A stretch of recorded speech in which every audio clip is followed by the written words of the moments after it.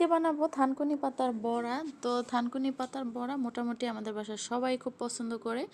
তো বড়া বানানোর জন্য আমি মসুরি আর খেসারি ডাল একসাথে ভিজিয়ে রাখছিলাম, সেটা বেটে নিয়েছি। আর থানকুনি পাতাটাও বেটে নিয়েছি। দিয়ে দিলাম পেঁয়াজ, আদা রসুন বাটা, হলুদের গুঁড়া, মরিচের গুঁড়া, লবণ।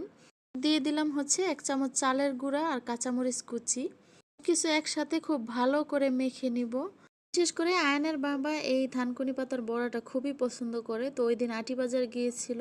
তো এই পাতাগুলো হচ্ছে খুবই সুন্দর ফ্রেশ ছিল, দেখেই সাথে সাথে নিয়ে আসছে। তো এই তো এখন হচ্ছে আমি বড়াগুলো ভেজে নিব। বড়াগুলো বানানোর সাথে সাথেই হচ্ছে সবাই শুধু শুধুই খেয়ে নেয়, ভাত দিয়ে খাওয়ার আর টাইম থাকে না। আমি এগুলো যে কোনো জায়গায় অযত্নের মধ্যেও হয়ে থাকে। তো আগে জানতাম না যে এগুলো এত মজার একটি খাবার। এই তো আমি বড়াগুলো ভেজে নিয়েছি। আপনাদের কার কার থানকুনি পাতার বড়া পছন্দ অবশ্যই কমেন্টের মাধ্যমে জানাবেন।